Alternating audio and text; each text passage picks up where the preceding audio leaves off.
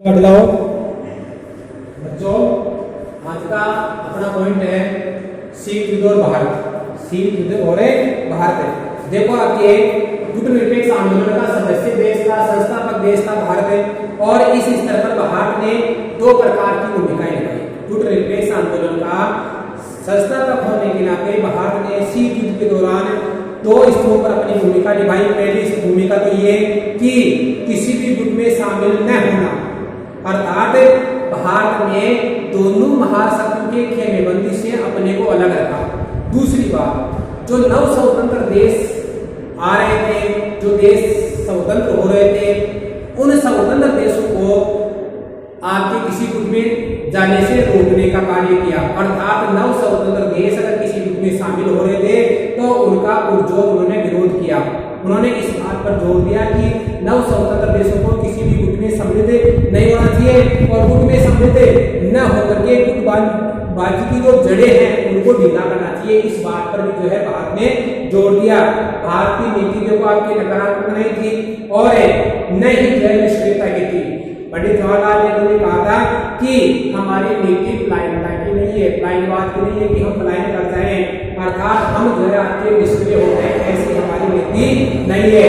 और भारत ने शीत युद्ध के दौरान शीत युद्ध की जो जकड़न है, जो जड़ें हैं, उनको जो है आपके ढीला करने का महत्वपूर्ण कार्य किया। हालांकि शीत युद्ध के दौरान जो घटनाएं घटी, जो युद्ध हुए, माने जो आपके हथियारों की होड़ थी, उनको तो जो है आपके भारत ने कम नहीं कर पाया, लेकिन शीत युद्ध को तीसरे युद्ध में बदलने से रोकने में जो है आपके गुट निरपेक्ष आंदोलन के देशों की महत्वपूर्ण भूमिका रही है।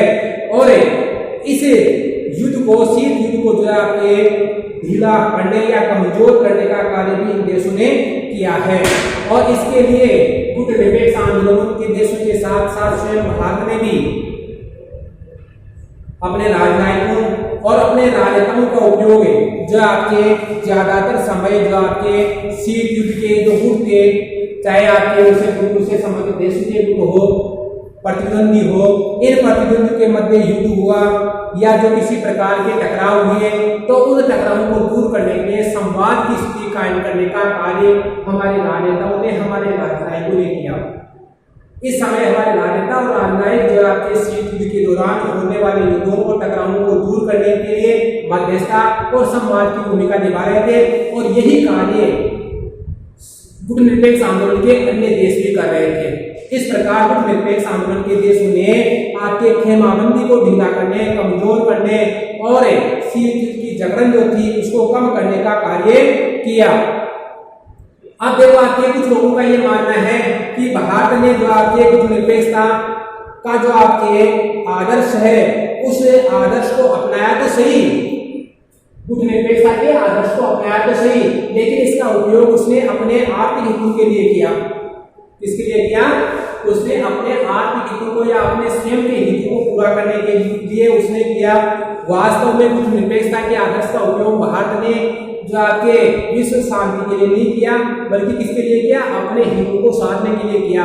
लेकिन ये बात सही नहीं है, ये बात सही नहीं है। हालांकि भारत ने जो है गुट निरपेक्षता के इस दौर में अपने हितों को साधने का कार्य जरूर किया, और उसने अपने हितों को दो प्रकार से साधा। गुट निरपेक्षता की नीति से भारत ने दो तरीके से अपना हित साधन किया। पहली बात तो क्या थी कि गुट निरपेक्षता का संस्थापक होने या गुट निरपेक्ष आंदोलन का सदस्य होने के कारण भारत ऐसे अंतर्राष्ट्रीय फैसले ले सका जिससे उसका हित सदता हो, अर्थात जिससे भारत को लाभ होता हो। ऐसे अंतर्राष्ट्रीय फैसले लेने की स्थिति में वो हमेशा बना रहा। और किस स्थिति में बना रहा? ऐसे अंतर्राष्ट्रीय फैसले ले सका जिससे उसका हित सत्ता हो, महाशक्तियों का या छोटे देशों का हित नहीं सकता हो, क्या उनके हित से कोई मतलब नहीं हो। उन्होंने ऐसे फैसले लेने में ही जो है आपकी तत्परता दिखाई जिससे उसका स्वयं का हित सत्ता हो, महाशक्तियों का या उनके खेमे के देशों का नहीं। तो भारत ने गुट निरपेक्षता की नीति से अपने अंतर्राष्ट्रीय फैसलों के द्वारा भारत के हितों को साधने का कार्य किया। पहले बात ये। दूसरी बात ये कि गुट निरपेक्षता के कारण भारत हमेशा इस स्थिति में रहा कि एक महाशक्ति उससे दूर जाए या उसको नजरअंदाज करे तो दूसरी महाशक्ति के करीब आ सके, दूसरी महाशक्ति के करीब आ सके। अगर कोई एक महाशक्ति भारत पर अनुचित दबाव बनाए तो भारत क्या करेगा, दूसरी महाशक्ति की तरफ चला जाएगा। ऐसी इस स्थिति का परिणाम ये हुआ कि दोनों ही महाशक्तियां भारत को लेकर के और जो है आपके बेफिक्र कर रही थी, अर्थात भारत को लेकर के दोनों ही महाशक्तियां बेफिक्र नहीं थी, अर्थात भारत की दोनों को ही चिंता थी। दोनों ही महाशक्तियां चाहती थी कि भारत किसी दूसरी महाशक्ति में नहीं चला जाए, दूसरी महाशक्ति ये चाहती थी कि भारत एक नई महाशक्ति में नहीं चला जाए।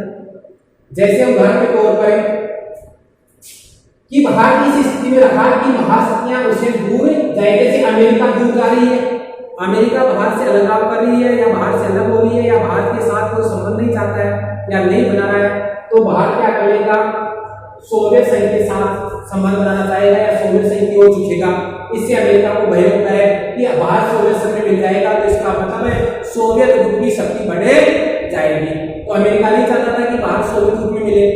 दूसरी ओर अगर सोवियत संघ भारत से दूर जा रहा है या भारत की नजरअंदाजी करे सोवियत संघ, भारत के हितों को नहीं साधे सोवियत संघ, तो भारत अमेरिका की ओर सर जाए, अमेरिका से रिश्ता बढ़ेगी तो इसकी चिंता सोवियत संघ होती।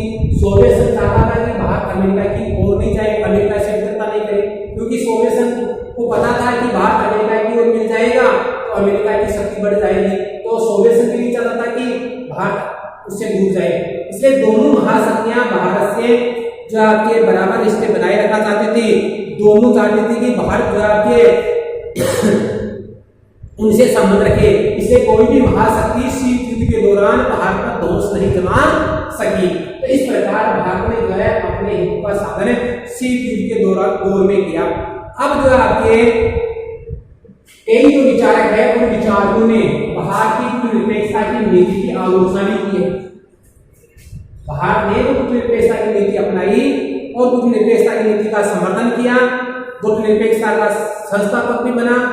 इस नीति का जो है आपके कई विचारकों ने जो है आपकी क्या किया है, आलोचना की है, निंदा की है।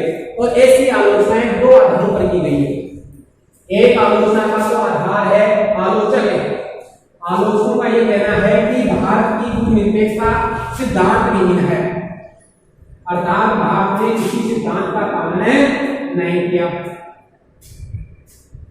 और कोई भी देश अपने राष्ट्रीय हितों को ताक में रख करके जो है आपके किसी नीति का अनुसरण नहीं कर सकता। इसलिए भारत के लिए जरूरी था कि भारत अपने राष्ट्रीय हितों को साधे, तो भारत ने गुटनिरपेक्षता की नीति के साथ साथ अपने हितों को भी साधा, ये सही है। लेकिन आलोचक ये कहते हैं कि उसने सिद्धांत, उसकी नीति जो है सिद्धांतहीनता की थी। तो देखो आपके इन आलोचकों का क्या कहना है कि भारत की जो आपकी गुटनिरपेक्षता की नीति है वो सिद्धांतहीनता की है। कैसे कि इन आलोचकों का कहना है कि भारत अपने राष्ट्रीय हितों को साधने के नाम पर, अंतर्राष्ट्रीय हितों को साधने के लिए या अपने राष्ट्रीय हितों को अपने राष्ट्रीय हितों को साधने के नाम पर, अपने हितों को देखते हुए, अपने हितों को ध्यान में रखते हुए भारत हमेशा ही ऐसे अंतर्राष्ट्रीय जो मामले थे, अंतर्राष्ट्रीय मसले थे, उन पर कोई सुनिश्चित निर्णय लेने से या सुनिश्चित फैसला लेने से बचता रहा, फैसला लेने से बचता रहा। क्यों?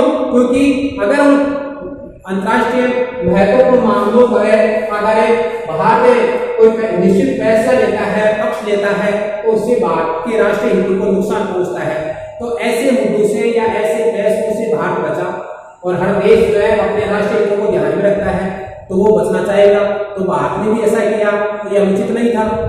हालांकि आलोचक इसको अनुचित मानते हैं और इस नीति को भारत की सिद्धांतहीनता की नीति कहते हैं, लेकिन ये अनुचित नहीं था, क्योंकि भारत के सामने उसके राष्ट्रीय जो हित है वो महत्वपूर्ण थे।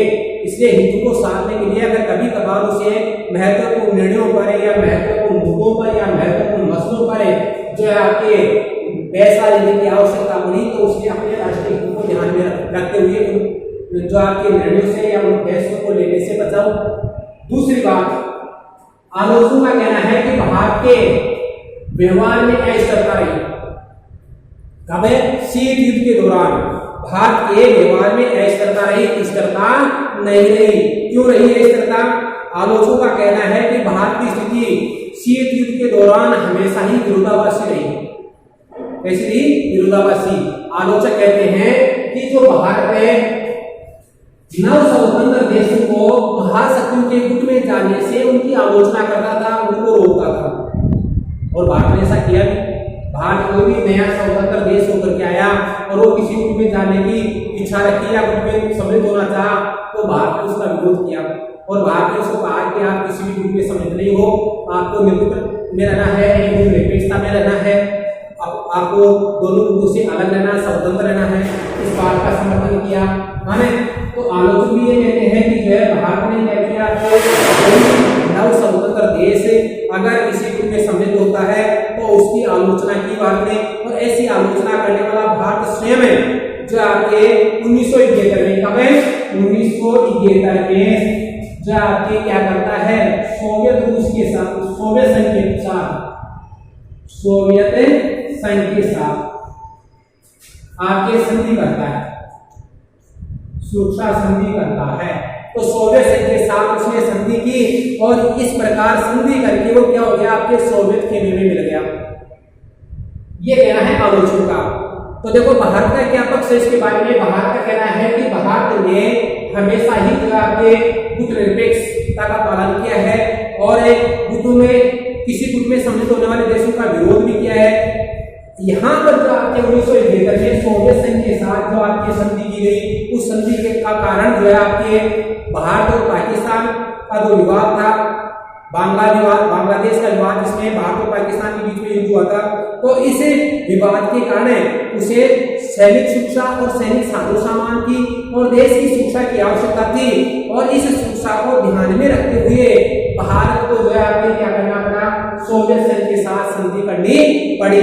इस आधार पर जो है आपके भारत की गुट निरपेक्षता की आलोचनाएं की गई है। पहली आलोचना आपके भारत की गुट निरपेक्षता को सिद्धांत में कहा गया है, और दूसरी आलोचना भारत के व्यवहार में अस्थिरता के बता करके या अस्थिरता के आधार पर जो है इसकी आलोचना की गई है। ये थी आपके गुट निरपेक्षता की आलोचना। अब आता है आपके कि वर्तमान में गुट निरपेक्षता की प्रासंगिकता क्या है। आज हमें गुट निरपेक्ष जो आंदोलन है वो आपके शीत के दौर में हुआ था। शीत गुट निरपेक्ष आंदोलन का कारण था, लेकिन जब शीत युद्ध समाप्त हो गया तो आज गुट निरपेक्ष आंदोलन की क्या आवश्यकता है, ये बात आती है। तो यहाँ पर देखो आपके वर्तमान में गुट निरपेक्ष की प्रासंगिकता, वर्तमान में गुट निरपेक्षता की नीति की प्रासंगिकता, प्रासंगिकता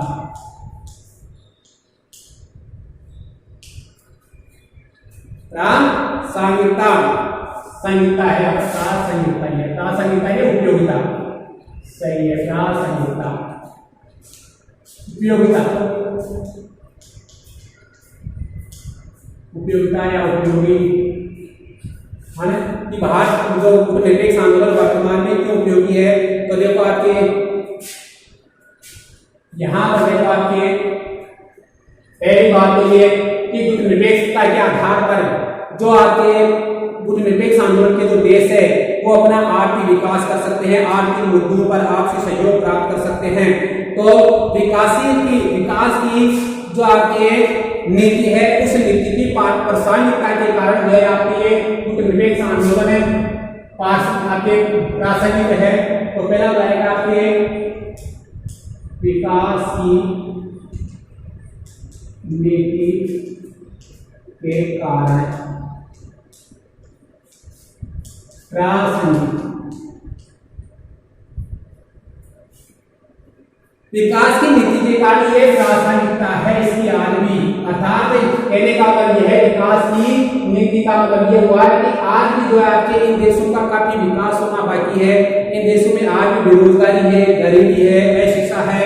इस कारण ये देश इस गुट निरपेक्ष आंदोलन के माध्यम से एक मंच पर आ सकते हैं और एक मंच पर आकर के ये आपसी सहयोग के द्वारा अपनी इन समस्याओं को दूर करके और अपने आर्थिक विकास को बढ़ा सकते हैं। तो आर्थिक विकास में सहयोग के लिए जो आपके गुटनिरपेक्षता की आवश्यकता है। दूसरी है नव अंतरराष्ट्रीय आर्थिक व्यवस्था को लागू करने के लिए। दूसरी बात यह आपकी है कि नव अंतरराष्ट्रीय व्यवस्था को लागू करना। जो अभी बताया था मैंने कि 1972 में जो आपके संयुक्त राष्ट्र संघ ने नव अंतरराष्ट्रीय व्यवस्था की जो आपके घोषणा की थी, नव अंतरराष्ट्रीय आर्थिक व्यवस्था है, यहाँ पर नव अंतरराष्ट्रीय आर्थिक व्यवस्था। इस व्यवस्था को 1980 के दशक तक जाते ये व्यवस्था मंद पड़ गई थी। क्यों? क्योंकि विकासशील जो आपके विकसित देश है, पश्चिमी विकसित देश के और विकसित देशों ने इस व्यवस्था का विरोध किया और एक सुर में सभी जो आपके साथ मिलकर के एक साथ उन्होंने विरोध किया। इस विरोध के कारण ये व्यवस्था क्या हो गई, आपकी मंद पड़ गई। गुटनिरपेक्ष आंदोलन के देश है ये भी जो आपके अपनी एकता का प्रदर्शन करके और विकसित देशों पर दबाव डाल करके इस नीति को लागू करने के लिए क्या कर सकते हैं, आपके बातें कर सकते हैं। तो इस नव अंतरराष्ट्रीय आर्थिक व्यवस्था को लागू करने में भी जो आपके गुटनिरपेक्ष आंदोलन आज प्रासंगिक है। अगर वो ये देश चाहे तो आज जो है इस व्यवस्था को सामूहिक रूप से विकसित देशों का विरोध करके लागू कर सकते हैं। तीसरा है आपके अंतरराष्ट्रीय क्षेत्र में अपनी पहचान और अस्तित्व को बनाना। अंतरराष्ट्रीय क्षेत्र में अपनी पहचान और अस्तित्व को बनाए रखना। गुटनिरपेक्ष आंदोलन के माध्यम से ही जो छोटे छोटे गरीब देश है, ये गरीब देश क्या कर सकते हैं, अंतरराष्ट्रीय क्षेत्र में अपनी पहचान को बनाए रख सकते हैं और अपने अस्तित्व को बनाए रख सकते हैं। तो अपने अस्तित्व को जो है आपके बनाए रखने के लिए क्या जरूरी है, गुटनिरपेक्ष आंदोलन का होना जरूरी है। यहाँ पर मात्रा छूट जाएगी आपके अस्तित्व को बनाए रखने के लिए जो आपके गुटनिरपेक्ष आंदोलन का होना चाहिए। अर्थात इस आंदोलन के माध्यम से छोटे देश भी अपनी पहचान को बना सकते हैं और अपने अस्तित्व को बनाए रख सकते हैं ताकि विकसित देशों द्वारा उनके ऊपर किसी प्रकार का अधिकार या नियंत्रण नहीं किया जा सके। चौथी बात है आपके, वो चौथी बात जो है इसकी प्रासंगिकता की है कि अंतरराष्ट्रीय संगठनों में विकसित देशों के वर्चस्व का विरोध। अंतरराष्ट्रीय संगठनों के माध्यम से अंतरराष्ट्रीय संगठनों में विकसित देशों का विरोध।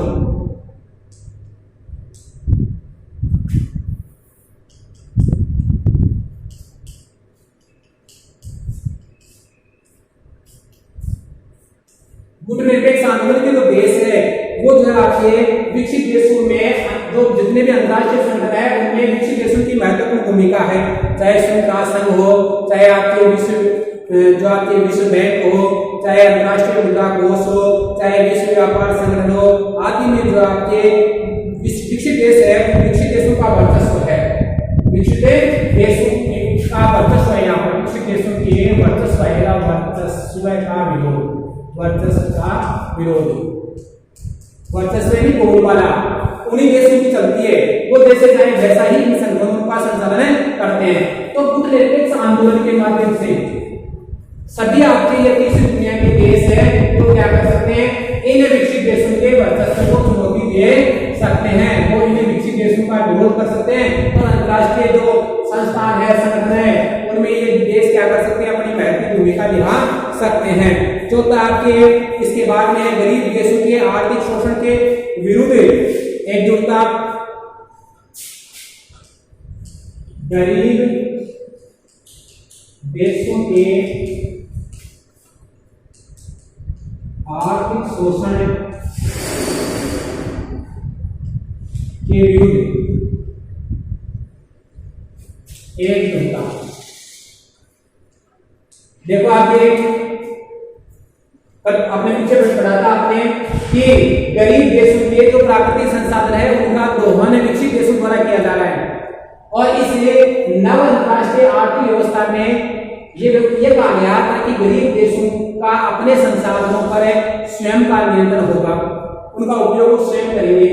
तो इन गरीब देशों के जो संसाधन है उनका जो शोषण है वो विकसित देशों द्वारा किया जा रहा है, और ये गरीब देश अकेले अगर विकसित देशों का विरोध करना चाहे तो नहीं कर सकते।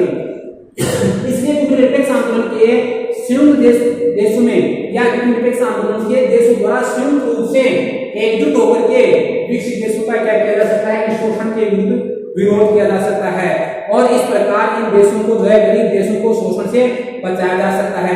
इसके अलावा देखो विश्व शांति और निशस्त्रीकरण को लागू करने में भी जो आपके ये निरपेक्ष आंदोलन महत्वपूर्ण भूमिका निभा रहा है। आपके इसमें विश्व शांति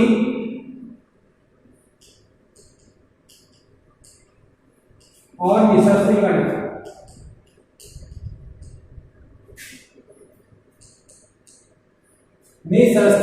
में भी जो है आपके महत्वपूर्ण भूमिका निभा रहा है।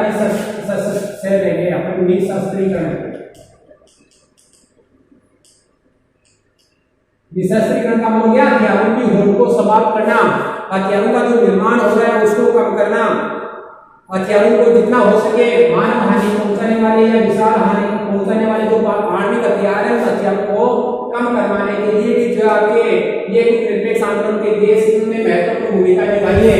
और आज भी जो आपके जो आणविक हथियार चीन है, आपके रूस है, ऐसे देशों के पास में आणविक हथियार भी है। ये देश अभी भी जो है आणविक हथियारों का निर्माण कर रहे हैं। तो निरपेक्ष आंदोलन के देश क्या कर सकते हैं? इन देशों पर का विरोध करके निशस्त्रीकरण के लिए उनको मजबूर करके और निशस्त्रीकरण को बढ़ावा दे सकते हैं, और विश्व को आने वाले समय में इन शस्त्रों से होने वाली हानि से बचा सकते हैं।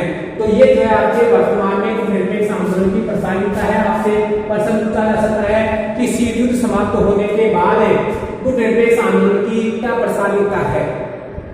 हालांकि शीत समय या शीत युद्ध के दौर में निरपेक्ष आंदोलन ने दोनों ग्रुपों में संतुलन बनाए रखने का कार्य किया, लेकिन शीत समाप्त होने के बाद में प्रासंगिकता इसके महत्व को स्पष्ट है। देखो ये आपके इसके 5-6 बिंदु है। पहला बिंदु की विकास की नीति आज भी जो है आपकी निरपेक्ष आंदोलन प्रासंगिक है। नव अंतरराष्ट्रीय आर्थिक जो है उसको लगाने में जो आपके महत्वपूर्ण भूमिका निभाता है।